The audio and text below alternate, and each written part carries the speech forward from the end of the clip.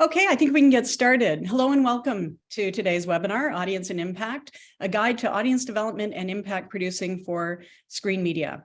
My name's Moira Roger. I'm the CEO and founder of Magnify Digital, and I'm delighted to be here today with our guests, Jackie Garrow, founder and principal impact producer at Ring 5 Impact Docs, Keith Aquat, filmmaker and founder of Show and Tell in Los Angeles, and Sarah Mosses, founder and CEO of Together Film in London, England.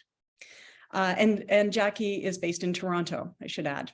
I think it's going to be an amazing discussion today. I can't wait to get started.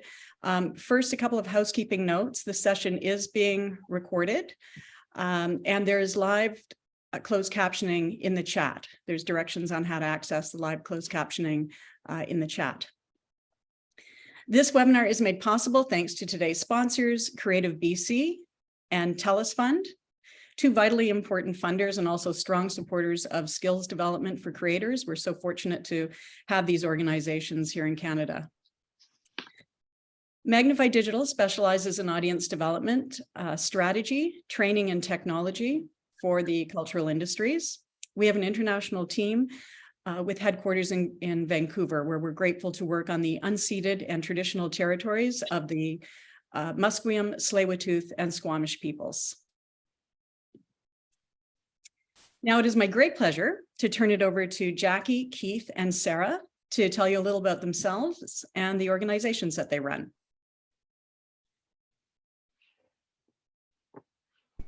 Jackie, Thanks. do you want to go first? Sure thing. Thanks, Moira. Hello, everybody. So nice to be here. I'm Jackie Garrow. I'm the founder and lead impact producer at Ring 5 Impact Docs, which is a service agency I started 7 years ago because I had a very strong hunch that there was a need and a niche to be filled in the Canadian documentary film industry. And I haven't looked back since. I'm really glad I've been busy and working and growing my team here at Ring 5 Impact Docs. I've had the great privilege of working with many talented and celebrated Canadian documentary filmmakers, currently working with Jennifer Bashwell on her film Into the Weeds, and on the Hot Doc Citizen Minutes short film series, and just finished wrapping campaigns for Jennifer Holness's Subjects of Desire, and I did a little bit of impact work for Barry Cohen's incredible documentary Unloved, Heronia's Forgotten Children. So at Ring 5, we've secured campaign funding from a variety of sources. We've forged strategic partnerships with national umbrella organizations. Every campaign is different, but we have developed over the course of the last 7 years expertise in creatively bringing films into educational, institutional, community, corporate, and professional settings, and transitioning audiences from passive to active viewers motivated to change. And it's a great space to be in, and I'm so happy to be here today with Moira, Sarah, and Keith. Thanks, Jackie. Keith, can we ask you to step up next? Sure. Hello, everyone. Welcome. Thanks for saying hello and introducing yourself in the chat, and thank you, Moira, for organizing this. This is really exciting. I'm Keith Aquat. I'm the founder of Show and Tell Films. And Show and Tell is basically focused on helping filmmakers understand the ever-changing landscape of distribution and fundraising. And as we saw with this last Sundance and the deals that happened and maybe as more importantly didn't happen, there is a lot changing in the documentary space right now. So it's really important for filmmakers to understand how they can build sustainable careers. And that's what we're focused on. I was a documentary filmmaker professionally for 12 years. My films were always on PBS. My last film was on Netflix as well. And I was also a strategist for filmmakers for several years in advising. And through my work with Show and Tell, we've got about 500 filmmakers from around the world, mostly documentary filmmakers is our focus, that come to our educational content, our webinars, and really a part of our community. Really, my goal at Show and Tell is to create something that I wish I had when I was trying to navigate this crazy world. And that's really what we're focused on. I used to say we've helped our community raise over $5 million. It's actually about $6 million now, which is exciting with some new PBS sponsorships that came in just in the last couple weeks. And I'm thrilled to be here because everything that I do to train filmmakers, the first step is always audiences. So we cannot talk about this topic enough. So I'm thrilled to be here. Thank you, Moira. And Sarah, good evening to you. I guess it's just after supper in the UK. Hi everyone, thanks so much for having me. So I'm Sarah Mosses, the founder and CEO of Together Films, based in London and New York. So we're an impact marketing, distribution and sales company. We support individual filmmakers and also film brands, so film festivals, with the reaching audiences. And we say kind of in every way of our world, a film doesn't exist till an audience sees it. So an audience kind of plan has to be done at the very start of every single project, whether I'm looking at a project to help with their financing, the distribution plan, their sales strategy, it always comes back to audience. So I echo Keith's thoughts. It's the most important topic we could possibly be discussing right now. Current projects we're working on, we're running an impact campaign for To the End, which is Rachel Lear's film and premiered at Sundance last year, looking at the Green New Deal in the US. We have a film called Fashion Reimagined, which is doing a premiere tomorrow night at London Fashion Week in the UK, looking at the sustainability of the fashion industry and the circular economy. And we also run marketing for impact film festivals, such as Athena Film Festival in New York and Human Rights Watch in London and New York, that are both happening in March. We recently launched a sales division, so really kind of increasing our commercial sort of awareness and strategy with our projects. So it's not just sort of impact campaign planning, but it's also your kind of commercial sales strategy. So we're really kind of straddling both sides of the business planning these days. Thank you for being here. Thanks, everyone. I think it's so important that we have global panelists because we're working in a global environment, all of us, and it's also great to learn best practices from other territories. So I'm thrilled to have everyone here. I should mention at Magnify, we have worked on and off with impact projects over the last 14 years. Before, I think we were calling them impact. And so we'll get into some of our projects a little bit later and how we work.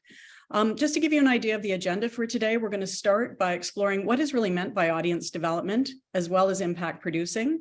We're then going to get into research and target audiences, a bit about strategy, both audience development and impact. And then we'll look at data and open things up for a Q&A, though my colleague Laura is monitoring the chat, and you're welcome to put in questions as you think of them. So today's discussion starts really with a simple premise that awareness is a prerequisite for impact. Audiences need to know your content exists in order to engage with it. And then engagement creates the potential for audiences to be impacted, that is, to be moved, inspired, enlightened, called to action. And you may have noticed that the terminology used to capture this premise or the sequence of events is evolving. Discoverability is a popular term, but its definition seems to vary, as some of you have heard me say before. At Magnify, we believe discoverability has two parts, two essential parts: placement and awareness. Placement deals with supply, putting content where audiences can find it. And awareness is about driving demand, reaching out to your audiences and letting them know your content exists. You need both. Obviously, you can place your content somewhere, but audiences may not know to look for it. And you can create interest and then create a frustrating experience if it's too difficult for audiences to find. But even with this definition, the term discoverability can be problematic because it suggests that causing people to find your content is somehow the end goal. Once content is discovered, there's nothing to say audiences will watch or stay engaged. So we prefer the term that seems to be gaining traction, and that is audience development. So just as surely and completely as we develop the concepts for our programs, we need to develop our audiences, or at least a plan for building audiences around our content. So the working definition we propose for audience development is, on your screen, activities undertaken to build awareness for and engagement with your content. And it involves a range of activities, not just social media, but more on that later. Now, this definition is still pretty broad, so I want to offer a further framework for audience development. And again, some of you in Canada may have heard this from us before. Over a decade ago, we identified 5 steps that apply to every successful audience development plan. And they're represented by the acronym ALERT. Now, ALERT stands for assess, locate, engage, respond, and track. And you can imagine over the decade, these steps, the activities in each step have evolved a lot and continue to evolve. but the actual framework holds steady, and it really helps to organize thinking around audience development. So very high level, assess is about looking at your project and your competitors or similar content with a critical eye to identifying any barriers or opportunities that could impact your success in attracting and engaging audiences. Locate is about identifying and validating your target audiences. So assess and locate are the research steps. We're going to get into those in a moment. Engage is the strategy step, where you design the plan for driving awareness, engagement, and impact. Respond. Once you've activated your plan and audiences start talking, you need to listen and respond. And finally, track. Audience development is typically not a set it and forget it activity. So data helps you track the tactics that are working and adjust any that are underperforming.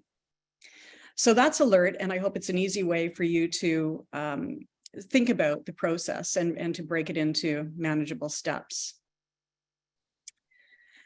Now, I wonder if I can flip it over to Jackie maybe to start off and walk us through impact producing and a working definition for our session today. Sure, thanks, Moira. I love the alert system. I think in many ways in impact producing, we use a similar system that might not be quite as data and analytic driven and more relationship driven, but very much familiar process.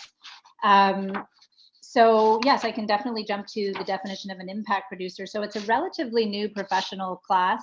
I think it was in 2018 when the US Documentary Producers Alliance actually listed impact producer in their credit guidelines. But it's definitely here in Canada and certainly in the US and in the UK, becoming quite a well-known and established role. I would say that most, if not all, broadcasters, festivals, publicists, and certainly distributors don't look at me sideways anymore when I say that I'm the impact producer on a certain project. And I would say now, in many cases, they're quite happy to have an impact producer on board and less hesitant and reserved about what we're bringing to the table in terms of services. As you can see on the slide, an impact producer is responsible for maximizing a film's potential for social change. They really help determine how a film or a piece of a media piece or a story can call audiences to action and help create a new movement, strengthen an existing movement, amplify a movement, change the course of a movement. The responsibilities vary from project to project and from impact producer to impact producer, but they often include issue mapping, strategy development, brain trust and influencer facilitations, organizational partnership, cultivation and management, fundraising for the impact campaign, stakeholder and grassroots outreach and communications, and design and execution of screening initiatives in a variety of settings: institutional, government, corporate, educational, community settings. And I don't think we need to get into the impact dynamics, although they're important in terms of when we work with filmmakers, the first thing we ask is not so much about what their film is about and how it feels and what the story is about, but more about what would you like your film to do? Are you looking to change behavior? Are you looking to change minds? Are you looking to change structure? Are you looking to build community? And what's your theory of change? Are you trying to make change from the top down or from the bottom up? And we start from there, teasing out an impact vision statement and 3 or 4 impact goals, and really trying to figure out who are the hardest to reach audiences, who are the audiences that are likely the core audience, who's going to want to see a film and likely spread the word about seeing the film, who might need to see the film to become empowered but might be hard to reach, who probably doesn't want to see the film, but you want to reach them with the film because they'll help move your objectives for change.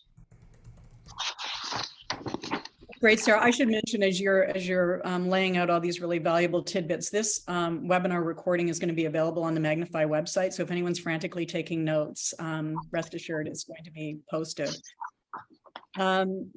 So let's talk about how these pieces, these 2 disciplines come together. At Magnify, we collaborate with impact producers that are sometimes in a separate agency, like Jackie's team and our team have worked together. Sometimes the impact is done in-house at a production company or within a distributor or an agency like the National Film Board that does excellent impact producing. We respect it as a separate but related discipline that requires deep expertise. So we make sure we understand enough about it to be to be good partners. But I'd love to hear from Jackie, Sarah, and Keith how you feel these two pieces come together, or how you see them click in your organizations. And maybe this time, Sarah, I'll go to you first. Yeah, so sort of how we work with traditional sort of marketing kind of overviews. So the way I look at this is I kind of look at marketing and impact as being two sides of the same circle, in that both require this audience development mindset, both require this idea of strategy and planning, but the outcome and the goal orientated position that you're going for is just like a different endpoint. So traditional marketing leads us towards a point of conversion. And this is usually something like buy a ticket, kind of watch this film, go to this event. Whereas in an impact marketing kind of campaign, the point of conversion might be something more kind of to do with the social issue at that time. So it might be sign this petition, or sort of take a stand against this, or donate to this organization. So the metrics, the strategies, the kind of implementation that we're doing are very similar in terms of the day-to-day remit of the role of impact producers and sort of marketing professionals, but the point of conversion is the point of difference. So what are we leading that audience towards? It's not just a viewing experience, but it's the engagement on top of the viewing experience. So you've gone to that screening, you've bought that ticket, you've gone to that cinema. What are you doing after that point, and what am I trying to get you to do following on from that? And that's where I see this sort of very similar, but then the two differences between impact and marketing is the point of conversion is something that is to do with making a change in society, as opposed to just a monetary goal or a regular conversion piece. But the tactics and the processes are very, very closely aligned in terms of day-to-day practice. Great, well said. Keith, do you want to add to that?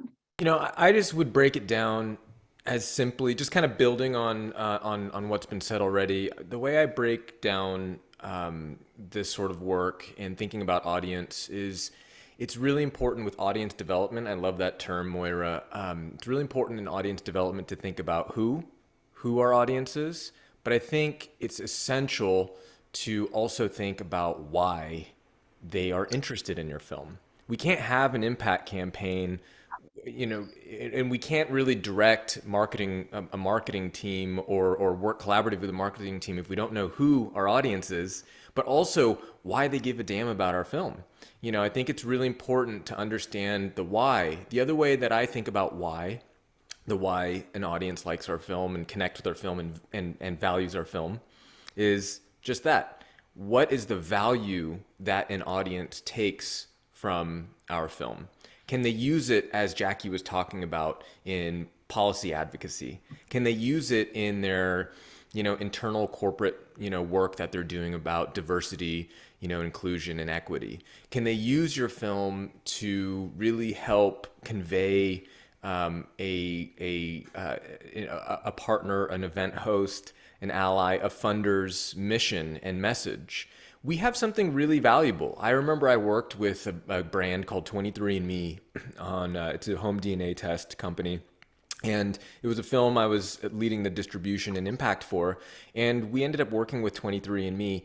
And I really connected with the VP of marketing who I was working with. And I was like, Tracy, can you just tell me, why are you working with us? Like, why did you give us $150,000? You know, and you didn't really want to just plaster your logo everywhere. What's your motivation here as a VP of marketing? You're marketing. You're like, you have to get your brand out there. That's your job. And she said, listen, Keith, you asked me for $150,000. Honestly, you may have been able to ask me for more, because I spent over $300,000 last year with a agency that was producing short video content about why people were using our home DNA test to create new family stories. That was like their slogan at the time. And they said, your film, this film, Thank You for Coming, is really, it's helping us do that, but in a really authentic way and in a longer form way, which is really unique. I don't know that our agency could do it, and I have no idea how much it would cost, but short form content's costing us double what we're paying you. So I think that was really eye-opening for me, that, you know, understanding who our audience is and why they value, but also not just who our audience is, but who our allies and partners might be, who could help connect with audiences. Working with 23andMe allowed us to connect with their 7 million person email list. We did a virtual event with them. We did a lot of amazing things. So that's how I fit those two things together, who and why. That's great. Wouldn't we all love a $7 million deep mailing list?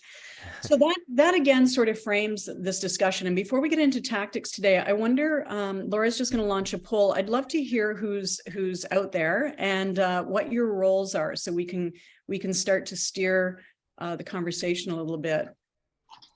So you should see a poll on the screen now. If your role is not listed, it's not a choice, please just pop it in the chat.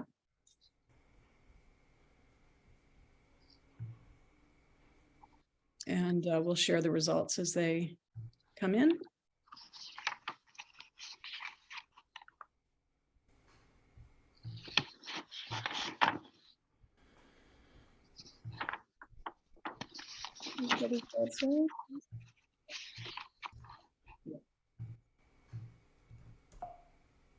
Okay, so mostly producers we're seeing, okay. Okay, great. That gives us a really, really good idea. And I think pretty much what we anticipated. So great, thank you for that. Okay, so let's move on to the next section, which really is research and target market validation, because as has been pointed out, no matter how the process unfolds and fits together, it all starts here. It all starts with research and target market validation, knowing, as Keith said, who your audience is. So this, again, for those of you that are familiar with ALERT, this is the assess and locate stages. Who would like to start first, sharing sort of best practices or your experience for really nailing that target audience segment, which I think is tricky for creators, because we still have many clients come in and say, our story is so fabulous, it's for everybody. Everybody's going to love it. Which might be true, but even if you do have that broad appeal story, it's super important to break it into segments. So who'd like to jump in? I'd love to start with this question. So I say this probably every single day, that a film for everyone is a film for no one. I'm going to say this again. A film for everyone is a film for no one. If you come into a meeting with a marketing person, whether that is an independent social media manager, whether you're speaking to a broadcaster about a sale, and you say, my film is for everyone. Every single person's going to love this film. This film is so unique. Every person on the planet is going to love it. Absolutely not. The biggest blockbusters in history, Star Wars, Avatar, everything, still will have people who say, I hate that film. That film was awful. I never want to watch that. It is impossible to have a film that is for every single person on the planet. And it means you're starting in the wrong frame of mind, because you're starting broad rather than starting focused. So it's much better from a marketing plan to start with a kind of focus in your work. We look at this now internally at our organization and what we call the casting framework. So we had an acronym that we were working with last year, and it sort of really nailed for us how we see this. So it spells the word cast, but the C is our commercial audience. So who do we really think actually has the monetary potential to buy a ticket, to pay for a screening license, to give us some funding? Who is that kind of commercial entity? Because there are many films, if we work on projects around refugee rights, where we really want to have the refugee diaspora watching the film, but they may not have the financial capacity to spend £20 or $20 to buy a theatre ticket in New York. So who has that commercial ability? That's our C. The A is affected audiences. Who are those directly affected by the issues in that film? And what do they need from this project? What is their involvement in the creation of this project and the creation of the distribution plan to make sure that we are being truthful and authentic to their own experiences? The S is supportive. So these are our supportive audiences. Who are those who align and empathize with that issue, who are not the direct kind of recipients of that social theme, but they are supportive of it? And the final T is for tactical. Who needs to see this, but very much will never buy a ticket in a theatre, want to go and book a screening of this film, but has to watch it to actually make a difference. So we break down our audience planning into commercial, effective, supportive, tactical, and then we engage those different audience segments in different ways. So our commercial audiences, if we ran a trailer on Facebook with a direct purchase link out to buy a ticket in a cinema, that's kind of standard marketing. That makes sense. Hopefully enough people click on that link and it goes through. That same trailer to a tactical audience, maybe a member of parliament or a policy worker, they're not going to click through on that. They're not going to buy a ticket. We need a different way of engaging. So segmenting your audience into the type of audience purchasing pattern and their empathy and understanding with the issue is the first step. And then applying the different forms of engagement that make sense for that audience grouping is really crucial. But move away from this language immediately of my film is the film that everybody's going to want to watch, because it is just impossible to plan anything strategic starting in that frame of mind. Yeah. Sure, please jump in. Yeah.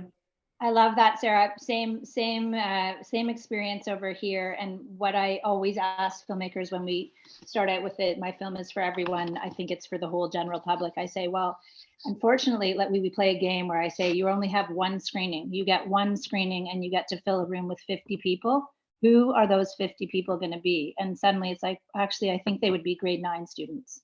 Or actually, I think they would be women with lived experience of this issue. And then we start adding rooms. And then suddenly we have sort of our target audience segments.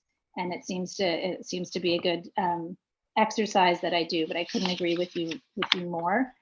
One of the things we do at Ring 5, and I know that I'm sure Sarah and Keith do, and this is partly to help figure out who our audience is and how we want to engage with our audience, but partly to figure out the broader impact strategy, is we bring together, do we want to talk about, this is talking about the assess and locate steps.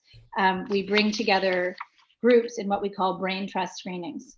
And so I'm often working with a film that's already finished. It hasn't premiered at a festival yet. It hasn't broadcast, but the film is finished. So we're not bringing people together necessarily to talk about what they would want to change about the film, but we're bringing people together to talk about how they might be able to use the film in their work.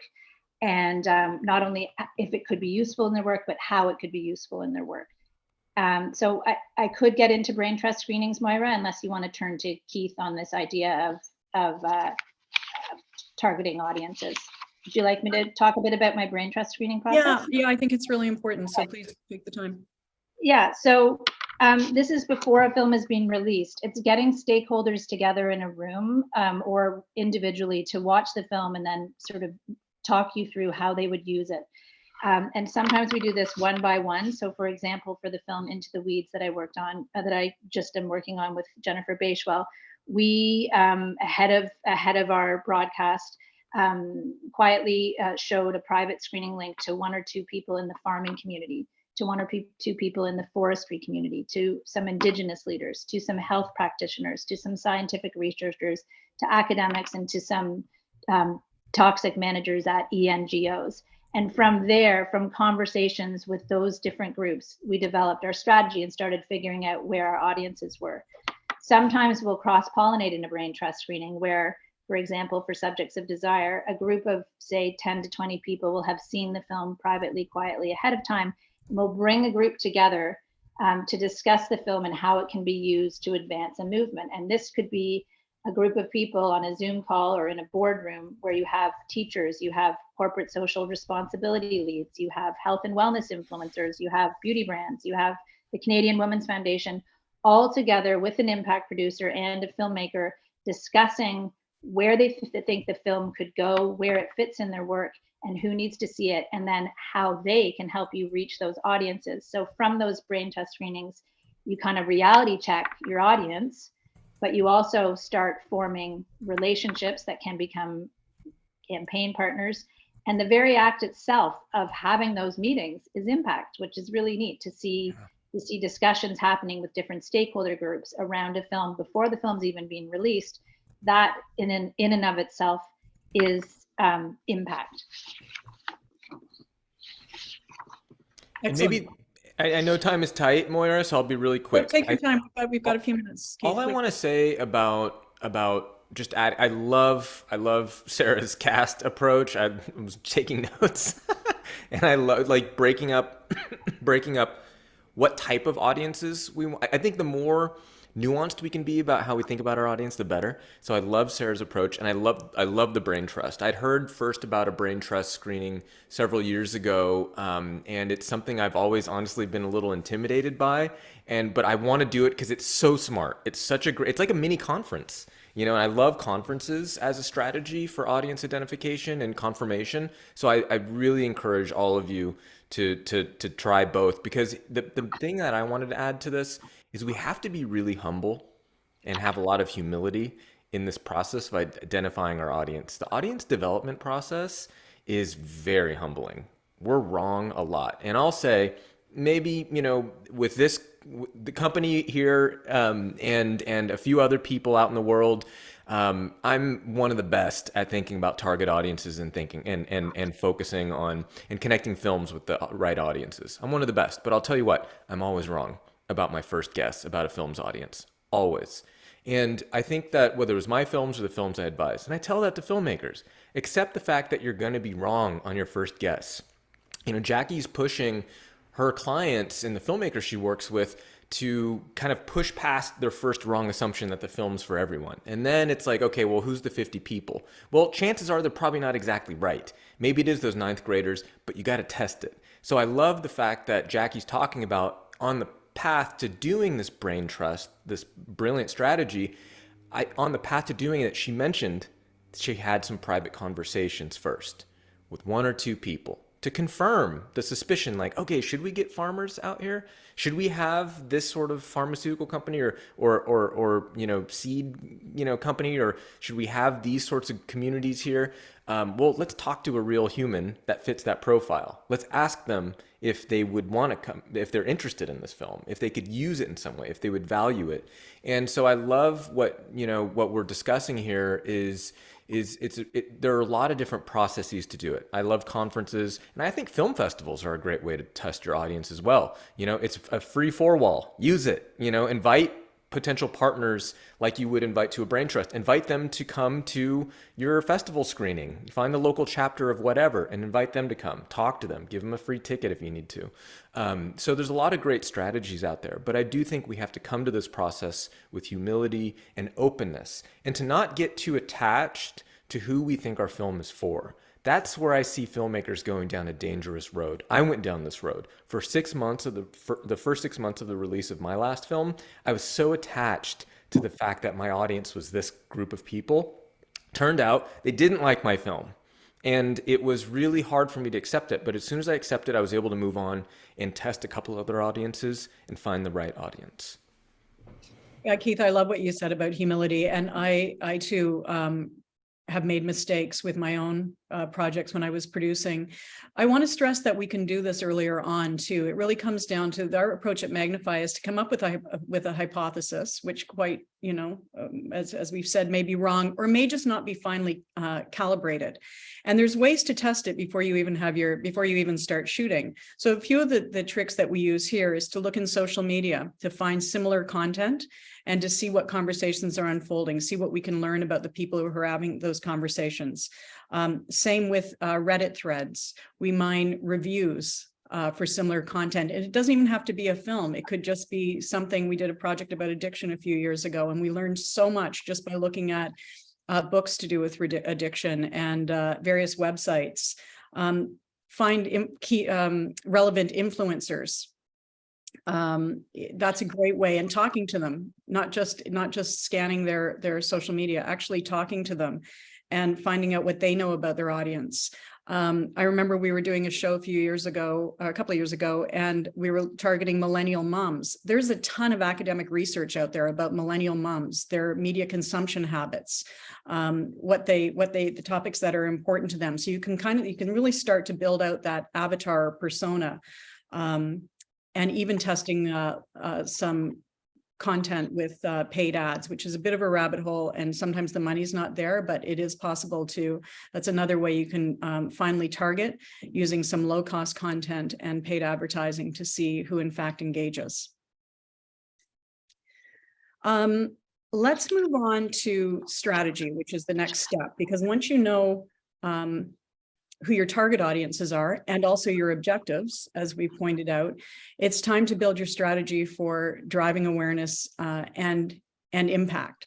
And so at the sort of the front end of this, an audience development strategy should contemplate the platforms and channels you'll use to connect with audiences, the content you plan to create to populate those platforms, which obviously has major impact on your production schedule and budget, and then the data you'll use to measure success. And when you're considering the tactics and channels, it's important to think about the tools you have available. And this is where what I alluded to earlier, not just social media. Let's just be really clear. Driving audiences with organic social media these days is very difficult to do. It's a pay-to-play world. There typically needs to be a paid component. And, I always feel for producers who are down, or filmmakers who are down on themselves because they didn't get that viral video. We just have to be realistic about social media.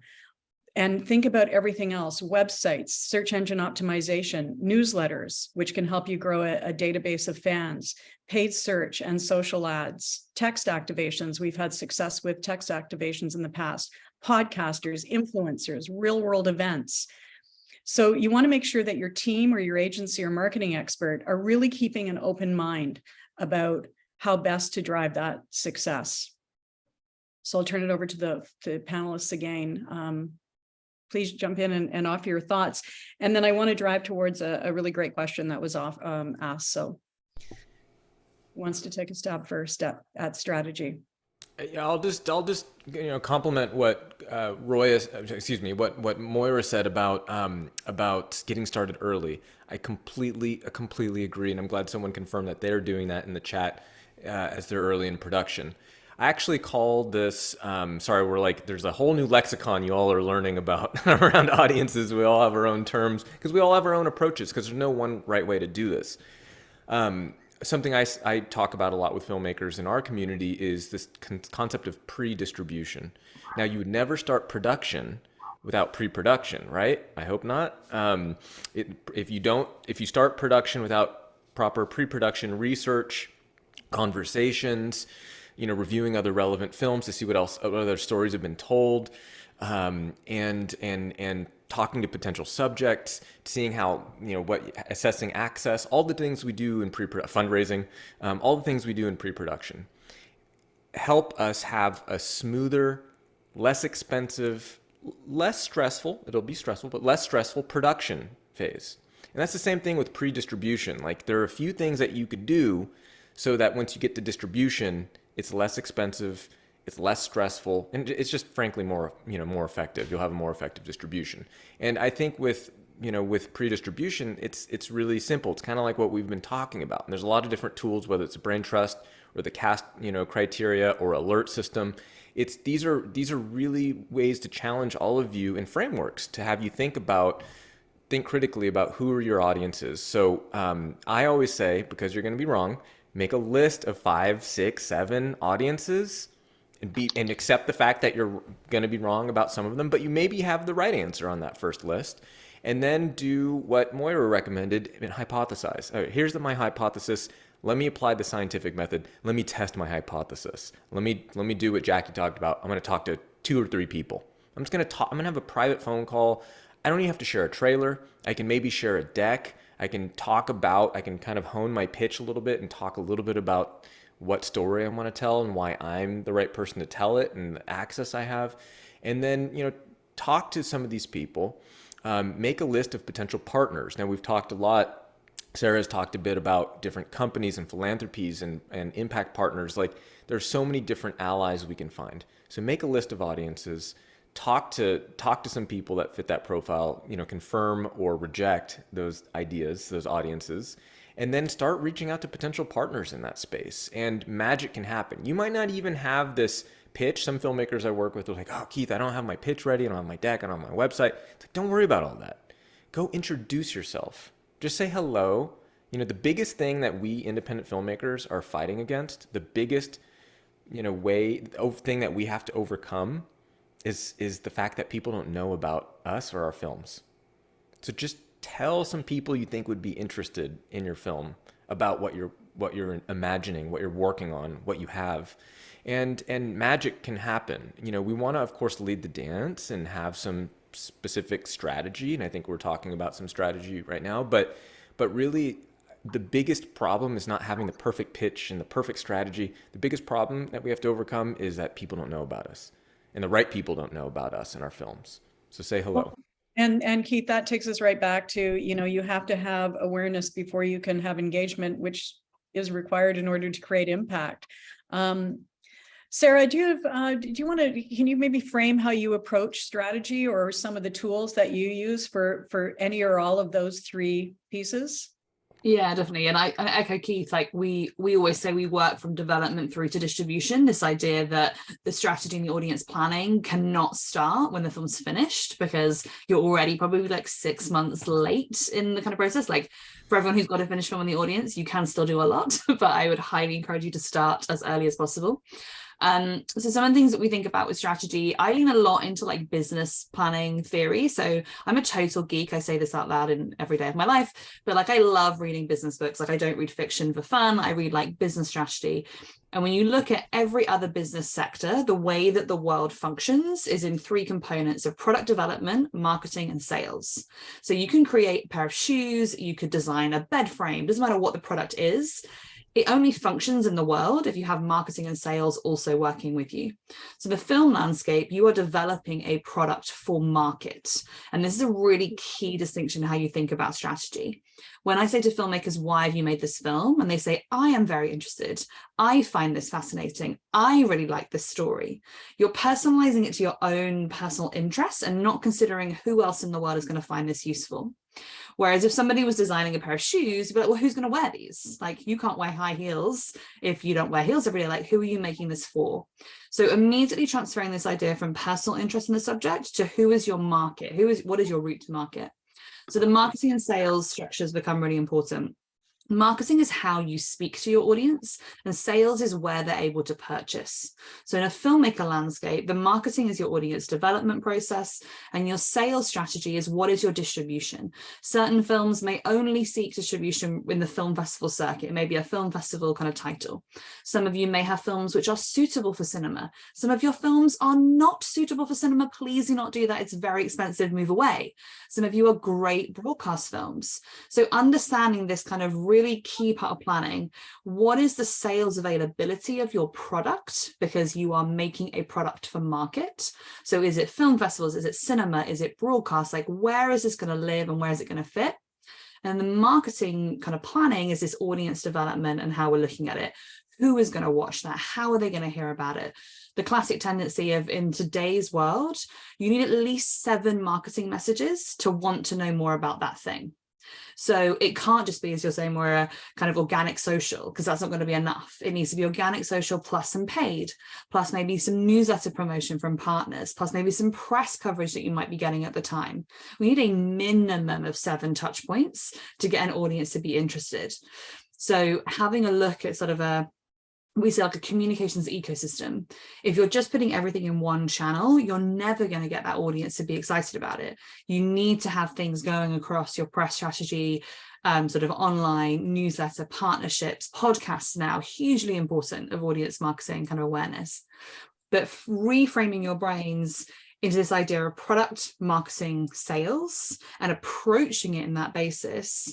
People hate it when I say their film is a product. They really hate me for saying it, but it is. If you want a sustainable career in the industry, if you don't want to be that filmmaker that's like, I'm making no money, it's really sad, poor me artist, not making any cash. It's like, okay, reframe your positioning. If you are launching this product, what is your unique selling point really? Who is going to buy this? Really? Can you give me a comparable 3 other films that have done something similar in the marketplace? So actually saying to some buyers, and now we have our sales arm, if you go and say this is the most unique film ever, that can actually be scary for a sales partner. Can I risk $400,000 buying this project if it's never been seen before and no audiences have ever liked this kind of film? It's actually stronger to go in and say, these are unique properties of my film, but actually it's quite similar to X, Y, Z that came out in the last 5 years, and they did well in these ways. So giving yourself some comparable competitive titles is a really helpful thing from a marketing point of view. And the final thing we look at in strategy is then testing out your use of language. So I say this to everybody. Log lines are the most read thing of any film. If you're a film festival and you open up a film festival guide, you're scanning through, there's 300 films being played. I'm never reading your whole synopsis. I'm reading a log line. So your logline has to be understandable, easy to read, engaging. Try not to be overly artistic with that logline, because those precious 100 words, if that you get, is mainly the only thing that might be read about your project. And again, if you were thinking of walking past a shop and you see a sort of logline on something, what's going to catch someone's eye in 3 seconds? Because that's the only amount of time that you have. So testing during your strategy phase, the use of your copywriting, the use of language is one of the most important things to stress test during that strategy phase. Sarah, I'm so glad you boldly declared that film and content, screen content, is a product. I live in that kind of business space as well, but I also, as a producer, I have empathy for producers and filmmakers who believe that their story, they come out of us. It's not like we're making tires or high heels, right? They sometimes we just have a burning passion to tell those stories. So while I couldn't agree with you more, I'm also wondering if some of our guests, how that lands for them. I mean, because I have the same problem when we start talking about data. I've heard many times that people don't want to produce by numbers and that data can be off-putting. So just maybe as Jackie jumps in here, I'd love to hear if anyone, how that's landing for, if it's off-putting or a bit hard to take for the filmmakers in the room who maybe don't think about their product in such a, clearly defined or, kind of dispassionate manner. So maybe that can go on while Jackie, please jump in and give us your thoughts about strategy. Yeah, language aside, I mean, what excites me a lot I'm working with social justice documentary filmmakers, and we're trying to figure out how the film can be used as a tool for change. And one of the areas that is really growing in our work right now is corporate screenings, and connecting with the corporate social responsibility leads at a corporation and saying, hey, you've committed to a mandate and a mission to be responsible in the following 4 ways. We've noticed this in your literature and on your website. And we have a film that can help you train your staff, help you have conversations around the boardroom about how you want to move forward as a company. And we've brought filmmakers in who've received nice speaking fees, and we've brought films into corporate boardrooms. So a film about food sovereignty, a film about the food justice movement, screening at the McCain's head offices, a film about Black women and beauty ideals and media misrepresentation, screening at the L'Oreal offices. So whether you call it a product or not, you can sell or bring your film and make some money into those spaces and make change. So that's super exciting. One of the things, obviously, when I first start working on a strategy with a filmmaker, the first question I say is, do you have a festival strategy? Has someone already written a marketing strategy? Is there a distribution and strategy in place? Have any rights been negotiated? We have to take all of this into account when we're developing our impact strategy. And then we have to look at what audiences are already being taken care of by existing distribution vehicles. So if you know your film is going to be broadcast on CBC and streamed across the country, that's fantastic. That's great for press. That's great for a general audience. That's great to reach the CBC audience. Fantastic. But then what can we do at Ring 5 to find other audiences that might not be reached by that CBC broadcast? An example of that is a film I worked on a long time ago called 14 and Muslims, still working on it. It had a CBC broadcast, but we also took the film into schools during Islamic Heritage Month and did a whole screening initiative in 2 different cities. Same with Subjects of Desire. It had a huge festival run. It was streaming in the United States. It's streaming in Canada. But we decided to develop an educational strategy, a community strategy, and a corporate strategy for the film, because we knew that those sort of general public streaming opportunities weren't not only going to meet those audiences, but not have an engagement piece and a value add. So I'm talking about panel discussions, toolkits. So not just a screening that you see by yourself sitting on the couch, but a screening that has a guest speaker, a screening that has some facilitation, a screening that has a call to action. And I can't agree with you more about it being an iterative process. Like, this is very organic and entrepreneurial work at the end of the day, impact campaigns and rolling them out. And so you have to be able to pivot and jump on opportunities when they arise, and abandon certain things that you thought were a good idea as you go. And in terms of impact strategy, I think usually our budgets are limited. So the more focused and strategic and targeted you can be, the better. And then you have to measure that and have sort of a proof of concept. And then you can go out and get more funding to do it again somewhere else, or to do it again with a different group of people. And so that's the way we work as well. So hopefully there's some tidbits in that for people that are listening today. Definitely, Jackie. And I just want to, there's a couple of comments here from Shola is one saying, I've been told your screenplay is Play-Doh, not a baby. And the comment goes on to say it hurt. I fought it. Then it was really helpful. Similarly, Rick says, I'm a director. It took me 20 years to finally accept viewing my films as products. Now I'm fine with it. I also no longer mind making shorter versions for different markets. That's something we talked about in one of our earlier conversations. Does anyone want to talk about there is this reality that oftentimes we're working with other partners like distributors or platforms or broadcasters. And one thing I would say about the building awareness in the audience development strategy is it's really important to negotiate early on who's doing what.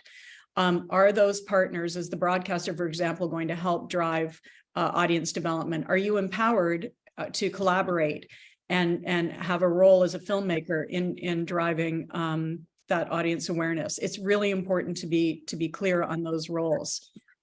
Any thoughts on that willingness to cut down your feature like film or longer form content? Yeah, I've got a few notes on that in terms of liaising with those partners. So there's kind of 2 points there. One is the sort of short form or kind of reformatting.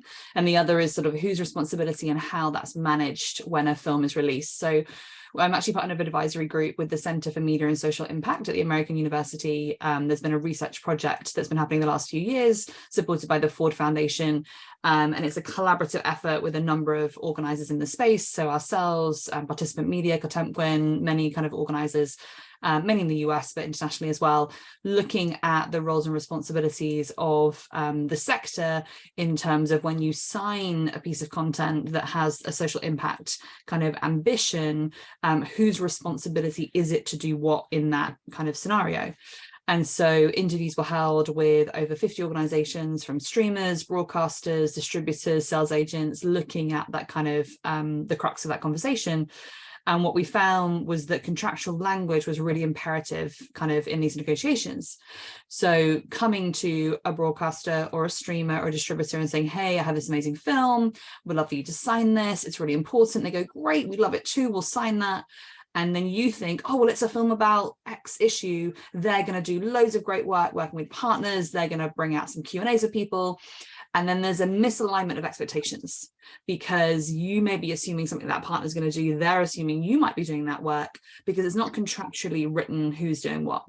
So what this research study basically showed, and it's not been released yet, but later this year, there'll be elements coming out about it, is that we need to embed that into contractual language. So effectively, if you've, and this is why I put a note in the chat, it also comes back to the financing of your project. So let's say your film is 50% financed by a social justice foundation, and they've given you that money on the intention that you will tour educational spaces for a year, and you'll bring your contributors and you'll have Q&As across the country. You've received that funding for your film production budget on the basis that that will happen. When you then go to distribution, it's imperative that you have that dialogue with your distributor. So I'm expecting to be able to do X, Y, Z. Are you going to do that, Mrs. Distributor, or am I going to do that? Who has the responsibility and agency around that? And if you don't want to do that, because you're going to focus on theatrical, you're going to focus on TVOD, you're going to focus on something else, it's absolutely fine. But I need it in the contract then that I can do that, because my funder gave me the money for this project to be able to do those things. So where we see the biggest conflict or sort of concerns in the industry at the moment is just a lack of expectation management. Who is responsible for delivering these areas? And even if you get like the most incredible distribution offer, you're being offered 6 figures to someone to buy your film, it's like the happiest day of your life. Did you say, hey, also, I'd love to do this, this, and this, and is that okay?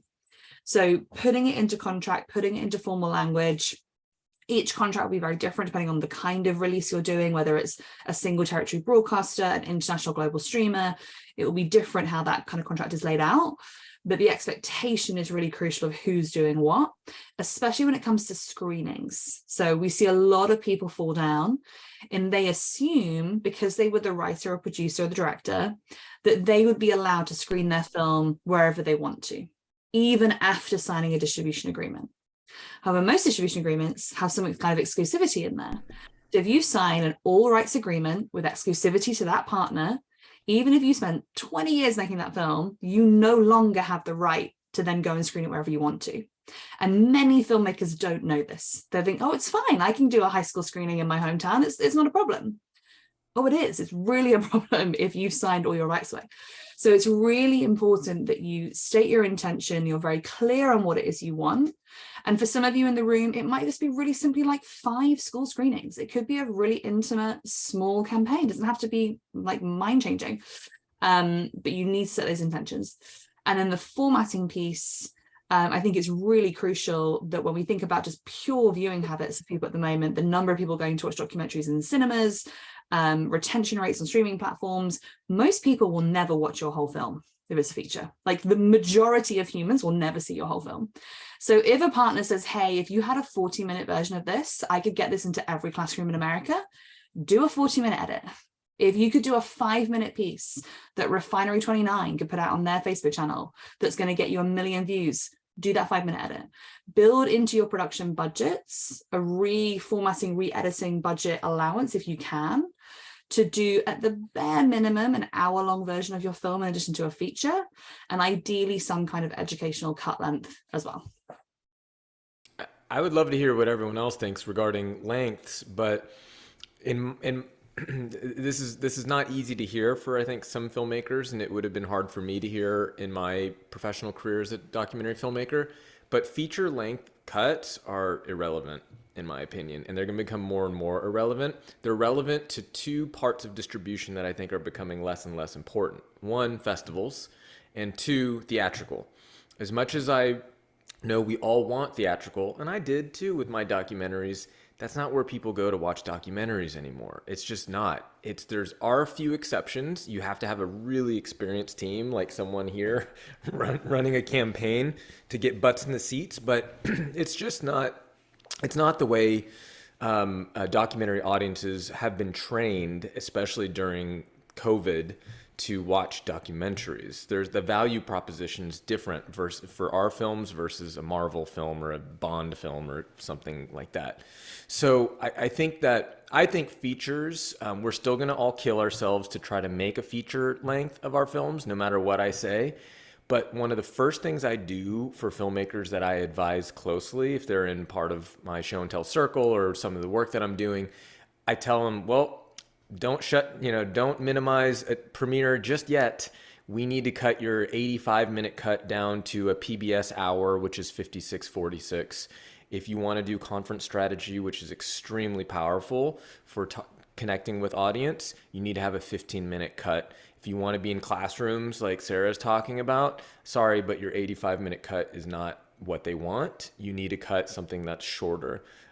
So it's often a hard pill to swallow for a lot of us.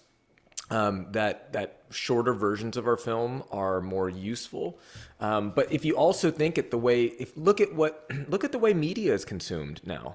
Look at the most popular apps and social media apps that we're all training our little neurons for, whether it's TikTok or Instagram Reels. We're being trained to really not like watching something longer than 3 minutes. And I'm sorry, we just have to accept that truth. And so we need to meet our audiences. We need to meet our partners at where they need our films, can use our films, can help us get our films out into the world. And often that's a shorter cut. So that longer form cut is going to be the director's cut. It's going to be the cut that we kill ourselves to make, and because it's really hard. I always did it. And looking back though, I will be honest, I remember with my last film, Age of Champions, I worked really hard to make an 80-minute cut of the film. And when I was forced to do a PBS hour, I was really surprised that all the speaking gigs I was booking when there wasn't a time constraint, but they were hiring me to do a Q&A and a conversation and panel discussion. They all wanted the short hour. And my feelings were hurt at first. And then I finally just sat down, watched the hour-long version. I'm like, damn it, it's better. It is better. It just moves faster. But that's hard. That is really hard. So a lot of empathy, but a lot of just truth that shorter versions are not just, helpful, but necessary. I want to push that notion of shorter versions even further into complementary content. So all the content that gets created to, I'll make this short, Jackie, so you can speak, but I just wanted to make sure we hit this complementary content note for a couple of reasons.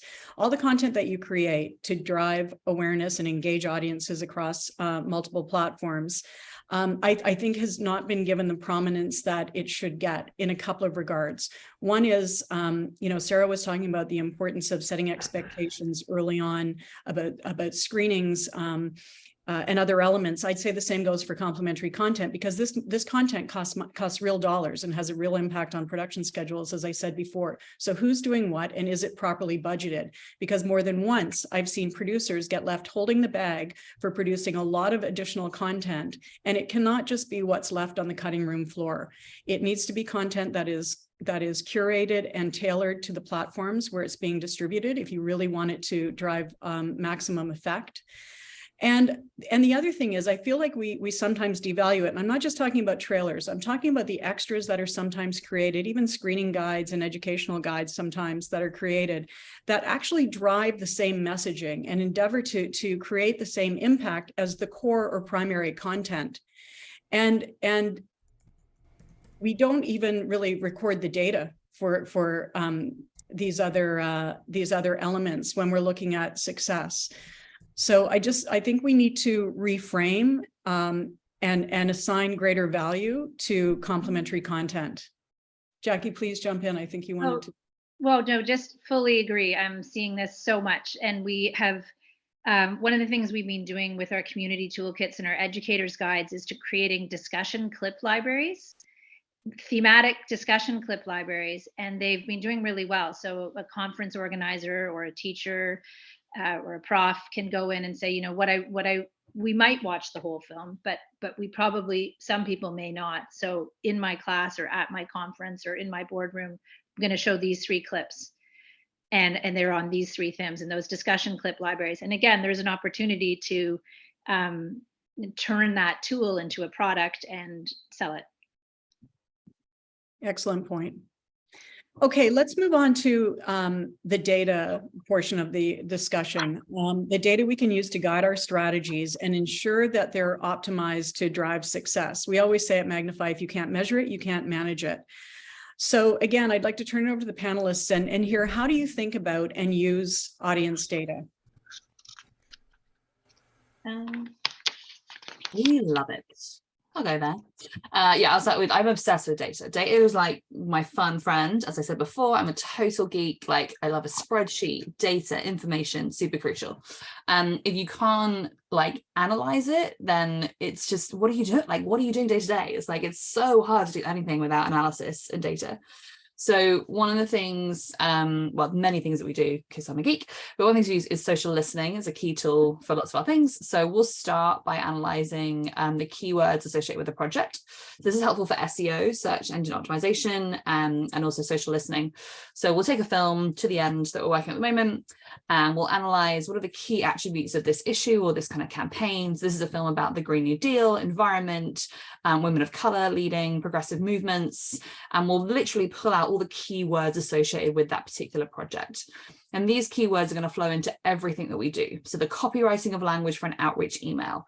Am I using these key buzzwords to entice the audience to say, hey, you are interested in the Green New Deal, and this is a film about the Green New Deal, so we have a match. So I'm trying to find keyword attributes that will entice my audience to say, hey, this is for me. So this might be on a landing page. We'll do customized landing pages for kind of host screening call outs, depending on audience segment. So depending on who you are, we may have like 14 different pages about that film hidden on our website that you can't find unless you've been sent a direct link as that particular audience target. So if you're a tactical audience working in a policy department, your landing page is going to have different copywriting to if you are a progressive environmental leader in the south of the US, because what I'm giving to you is going to be specific to your understanding. We'll then plug this into a social listening tool that we use to try and identify where those audiences might be online. So we use there's many different social listening tools available on the market. The one that we use, we can plug in our different keywords, and then we can look at it via platform and also our location. So let's say we have an opening at the Film Forum in New York, and I'm trying to fill a theater. So I want to geolocate down to the New York area. Who is speaking about the keyword attributes of Green New Deal, environment? The film features AOC, the amazing Congresswoman. So who's talking about that in New York today? And how can I go and engage with them? So it's not as passive as just saying, if I Google like NGOs focus on the environment, I'll get whatever has the best ranked sort of blog pages from the last kind of couple of months. If I use social listening, that's who's talking about this in the last hour. Who is talking about it right this second that I can go and engage with? So for an opening weekend event in theaters, my team will like just sit on our social listening tool, like, comment, hey, that sounds amazing. Oh my God, I love your blog post. Have you seen about this film? This looks wicked. Like, they're constantly in dialogue with everybody in real time, discussing that issue and how it's kind of working. And then we'll look at sort of how many of those groups are engaging back and then pushing towards like a ticket sell link, which again, we can track because we'll use a trackable link. So who are the ones coming from our social engagement versus who are the ones coming from our email newsletters? Just a simple act of having a trackable link to check who came from newsletter versus who came from social can give you amazing information on like where people are finding out. So if you're starting a data journey from like day one, it can feel very overwhelming to have so many different things that you can be tracking. And this has evolved for us over many, many years of being obsessed with numbers. But just start with really simple things, like use a trackable link in your newsletter, which is different to the trackable link that you use on Twitter. And a really common platform for this is like Bitly. So everyone's probably seen a Bitly link somewhere. It's free to use, super simple. Just start there. Have a trackable link so you can see which channel is driving the most conversation for you or driving the most conversion. And you can then become more and more sophisticated as you go through. But we love it. We love a bit of data. It's helpful. We used that linking to figure out how we drove the most engagement registrations for this webinar. I couldn't agree with you more. I want to say something quickly about social listening platforms, which are so important. We'll put a list on the Magnify website because they range from incredibly expensive to not so expensive. If you're lucky enough to be funded by the TELUS Fund, they actually license a social listening platform that's quite sophisticated, and they share weekly any mentions with their funded projects, which is a great service. But just to try to demystify that a little bit, we've analyzed them over the years, so we'll share that data on our website. Any other thoughts, Jackie and Keith, about the role of data, how you leverage it? Also super nerdy and geeky and into data and surveying and metrics. We established, 3 or 5 impact objectives at the beginning of a campaign as part of our strategy. We're hoping to, raise awareness on this. We're hoping to build capacity here. And I like to be able to check each one of those impact objectives off. And the only way I can check them off, like, yes, we met those 3 impact objectives, is by collecting data and starting early. Even an email you get from a leader of a nonprofit that has, their thoughts on the film can be used as a testimonial, as qualitative data. So we do a lot of surveying of our screening hosts to see if the film helped build their organizational capacity or helped them move something forward in any positive way. But we're also doing audience impact surveys via QR codes at actual events where people can just grab the survey on their phone and fill out their thoughts. And so some of that is qualitative, open fields, just responses, anecdotal. But we can also develop surveys that only take 2 to 3 minutes to fill out, that get us some quantitative attitudinal data, like 90% of audience members said the film helped raise their awareness on X. 50% of teachers said they'll recommend this film to another teacher. 80% of screening hosts said the film helped build their organizational capacity. And that data is so important to go and get funding for your next project or for another phase of that impact campaign. And I love writing interim impact reports because it's a great check-in moment where you say, oh, we actually haven't even come close to reaching our third impact objective. And the only way you can do that is by slowing yourself down and seeing what you're doing by collecting data, both qualitative and quantitative. Excellent. Keith, just before you jump in, I'm wondering if you can just show us your mug. My wife has come to hate this thing because I only drink out of this. I'm not just drinking out of it for this webinar. I'm literally always drinking out of it. How did we know you were a marketing expert? So, I mean, I'm a little bit of an outlier, I think, in this group around data. I think data is really important. I think the reason that, Netflix and the big streamers and even Amazon, a lot of the tech companies in the US have generated so much, money and value is that they are obsessive about collecting data on their customers. So they understand what people are streaming and on Netflix, and therefore they're, creating similar content in other countries, and they're not acquiring films that don't fit that profile, and they're creating more, more content that's like Love. How many seasons of Love Island can we have? I don't know, but infinite is my guess because it's really popular and Netflix knows that. So I think that with data, I would defer to the rest of my colleagues here in terms of strategies. I think, I use Bitly. Google Analytics is really helpful. There's a lot of really simple tools that don't have to be too expensive. I'm not as much of a data person. Maybe it's because I'm not like actively running campaigns like Jackie and Sarah and Moira are, and data is really crucial in that regard. For me, the data I'm really focused on pushing filmmakers to get, because often we're starting, we filmmakers, we're starting from like no data.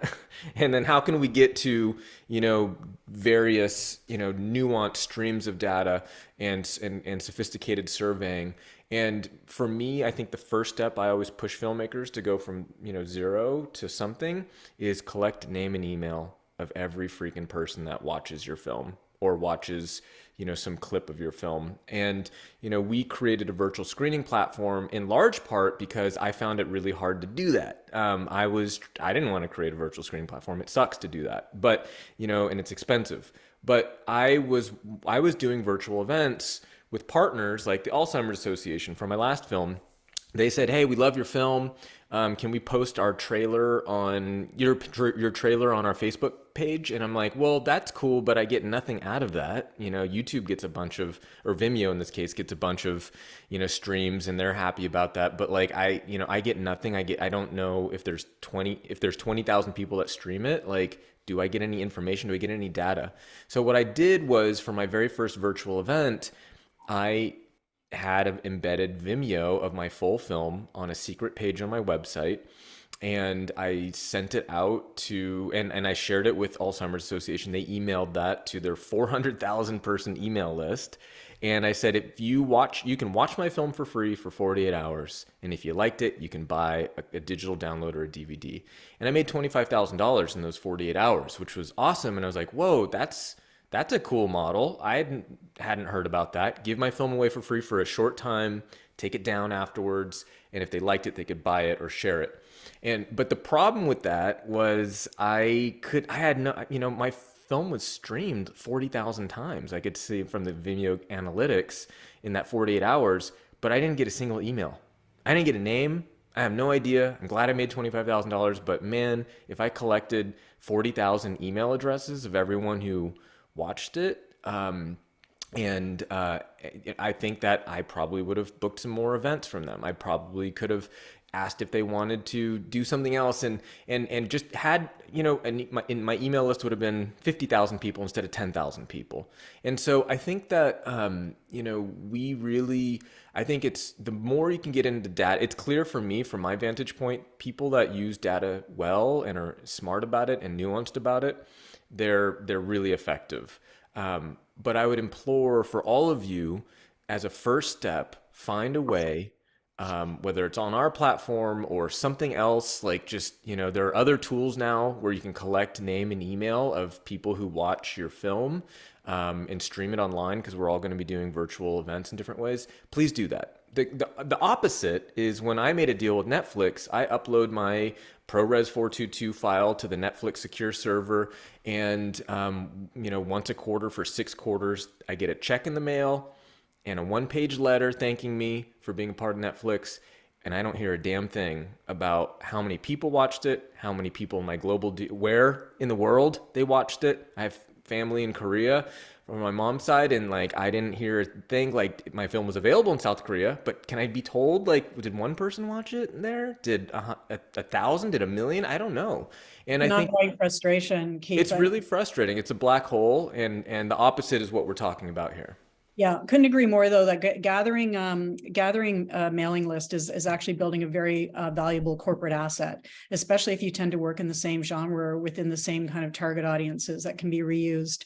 The thing is, there is a lot of data aside from the Netflix and those black holes that you talked about. There's a lot of data out there, but what we found at Magnify over the years is that it's a big challenge to get your arms around all of that data and to bring it together. That's again with your core content, your film or your episodes, let's say, as well as the complementary content that we referred to earlier, because the data is on all these platforms, but it's buried, it's not standardized, and bringing it together is challenging. It's easy to make mistakes. And then when you do bring it together, it's kind of mind-numbing to make sense of it. So we created ScreenMiner. Some of you in Canada may know about this, to try to solve the problem. It's a web app that enables users to link their social media accounts and their YouTube and Vimeo and Google Analytics and paid ad accounts, and so that the data flows directly into the system and you don't have to cut and paste anymore.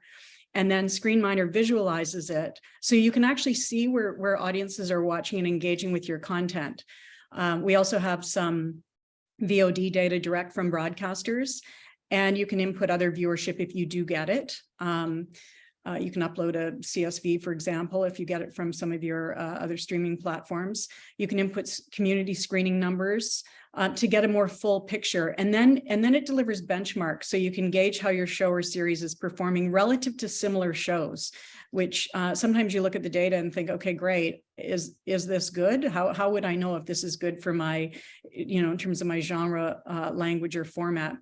It also makes it easier to report to funders, which is a mandatory requirement in Canada. One of the things we're doing this year is adding tools. I like that, Jackie, you called out qualitative data and the importance. We're going to be adding tools to help filmmakers measure the qualitative impact of their work. And this is thanks to a collaboration with OCAD University in Toronto that's going into its 2nd year under the academic leadership of Dr. Sarah Diamond and Dr. Chris Kim. And I think it's super important that we empower our filmmakers with standardized tools for gathering that kind of impact and audience feedback, and we bring those into our data sets. Bell Fund, TELUS Fund, and Shaw Rocket Fund have been piloting ScreenMiner as we've been developing it over the past couple of years. So some of you may already be on the platform, and if anyone's interested in learning more, please just drop me an email. Okay, let's do a rapid fire round of myth busting. When we were preparing in an earlier call, we all had sort of pet peeves and notions that we thought if we could debunk these myths, we could really help producers with some quick news they can use. So I'm going to ask you to be fairly short, because I want to make sure we've got a few minutes left for Q&A, and we've had some really good questions come in. Hit me with your best shot. What's a myth you'd like to bust in 2 sentences or less? Jackie. I would just go, I like, okay, going back to the idea of I want to reach the huge general public audience, millions of people, quality over quantity. So I really think it's important to think about quality audiences versus quantity audiences, especially if you're looking to have deep impact. Sometimes screening your film to 1 decision maker or to 5 youth can have more impact than an entire national broadcast, depending on your impact goals. So quality over quantity. Good one, Keith. The myth is the myth that should be busted, must be busted, is that film festivals are the best way to start your distribution. We're seeing that change more and more. Just read the coverage of how documentaries did at Sundance this year and last year and will do next year. The best way so the solution to that myth, what I want to replace that myth with, is that the best way to start your distribution is not film festivals, but audience development. Thinking about who your film is for. That's the best way to start. Good one. Sarah. That screenshots of a film can sell your movie, not professional images. So we work in a visual medium. The photography that associate with your film is critical for marketing your project. So please have some professional photography done when you're producing. People will take screen grabs from their film, which will happen many times, but it's just never going to be as good as taking the time to set up your shot on location and take 3 minutes to take some professional pictures, still images that are going to represent that scene, especially if anyone who's making fiction in the room. You want to have cast in costume, you want to have them in multiple angles, looking down the camera, side of camera, below the camera, above. Get as many as you can on location, because redoing those shoots is really expensive if you have to bring them back for casting afterwards. But remember that a film will, an image will be the thing that's selling your film consistently. So we need to have strong images. And I would much rather a filmmaker gives me like 100 images to choose from and we can select the best 3. Most films will have 3 key images you're using for sale, than just give me one. And it's a terrible one. So like have more than you need, but you need to have good photography to sell your film. That is the front shop window of your product. Great point. I think mine would be, I have a feeling that we could go round and round and round with these, with this myth busting. But I'll give you my top one is social media is free. So you don't need a big budget for audience development. Again, don't set yourselves up to fail. Driving organic growth is very difficult. So I want to turn it over now to Q&A, but there's a couple of questions while people are putting their questions in. A couple of things I want to address. People are asking about budget, and our panelists have graciously added numbers in the chat. I will add ours. Our audience development strategies typically are around $7,500 up to $10,000 and more if it's a complicated series that's in multiple territories. But $7,500 to $10,000 is the sweet spot. Activations can start as low as $10,000, and we've done. In fact, we're working on a feature right now that's into the hundreds of thousands of dollars. So there's quite a range. Some of the funders in Canada we're lucky because they're putting money towards discoverability or audience development, which is terrific. We had another question related to funding, which is funders don't want to fund, some funders, and I think this is foundations as well, don't want to fund advocacy films, but they want an impact plan. So isn't this a catch-22 as people try to raise funds for the film and look to some of those philanthropic or other funding sources? I'm happy to do a little bit of feedback on that question. So I previously was at a film fund as well called Doc Society in the UK. I wasn't on the funding team, but was part of the organization and we were funding films. And I think the way that I approach this question is really looking at, there's a very big difference between what I would call like an advocacy first film versus a well-crafted narrative story that happens to include advocacy themes. So some funders may say we don't fund advocacy film, which may be something more attuned to like how a charity might produce some content, like if WaterAid or Greenpeace were creating a project that was very much aligned specific to their own mission-driven values.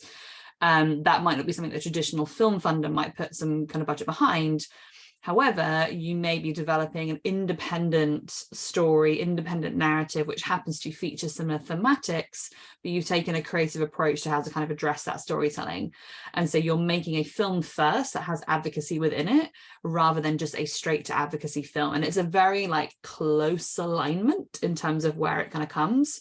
But I think it's thinking about the narrative being this independent sort of objective piece, as opposed to something specifically that's like, this is a film solely about one organization with its mission, its values, that you would expect may to be produced in-house by that organizer. So I would look at your narrative development, I'd look at your story development. And again, this is why we say it's vital to do this from development through to distribution when you're planning all these things, because the creative approaches you make in that development of your film will then affect the type of financing and resourcing that you can be able to do. You may want to make an advocacy film specifically for that NGO, and that's what you want to do, and therefore the financing of that project will be very different versus a kind of independent, compelling narrative that happens to have some of those themes. So yeah, really thinking about how you're approaching that subject and storytelling will impact the types of funders that you may engage with. And then the types of funders you engage with will then have a knock-on effect on your distribution. So the European landscape, especially for any US and Canadian listeners, there are some quite strict rules about what kind of financing can be in your project if you're to go on public broadcast. And so if you take particular funding in your production budget from a foundation or an advocacy group, which is very acceptable sort of in the US landscape, you may not be able to be on a public broadcaster in the European, you may be co-produce or co-finance with a public broadcaster. So it's really vital to like ask all these key questions during development, because it can have a huge effect on actually all the follow-on steps for that project as it comes out. Great point. We've got another question here, which is a loaded one, but it's important. What is the stopping point? This is from Sky. What's the stopping point, if any, for concluding an impact campaign for a film or television series? And we see this on the audience development side, where people put up show-specific social media and they become sort of a graveyard online, whether or not there's an impact campaign. Does anyone want to weigh in on how to imagine that endpoint, aside from just the reality of money, which often dictates the endpoint? Yeah, well, I think, yeah, two things. So yeah, it's the campaigns we work on are sometimes 3 months, sometimes 6 months, sometimes 1 year, but they're often, some of them have been as long as 4 years, because they keep, there's phases that come, new funding comes in and a new phase is developed, and then we do another sort of a concrete, specific, targeted initiative with the film. But one of the things to think about is sort of a legacy and a handoff plan. So if you have an organization, for example, the Canadian Women's Foundation has really fallen in love with the film and helped you develop a community toolkit, and has bought subsidized screening licenses to give it out to their grantees to watch and to use. Maybe every year on International Women's Day, they resurface that toolkit and that tool, and they're going to use it again in a similar way. So trying to place your film with partners to have some longevity is one way of doing it. But they can, it's tough to wrap them up. I often have to get off a project and there's a ton of opportunities left to take advantage of, a ton of partnerships ready for there, and some strategy that isn't quite finished. And then it does just come down to finding more funding. And again, if you've done your work and created a really solid impact report, and the team can find enough money to kind of go out and find more money, you can keep these going for years, depending on the type of film it is, depending on what the film is about.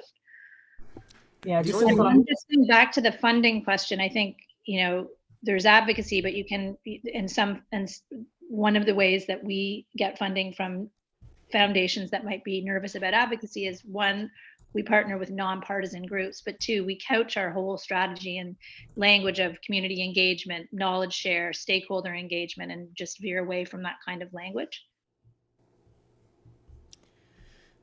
The only thing I want to add to that is that there are a number of filmmakers I work with that have films where it's about a topic where there is a relevant month, week, or day that happens every year. And that can lead to a long tail of revenue and even impact. Just one example of a filmmaker I just recently reconnected with, Jennifer Tennican.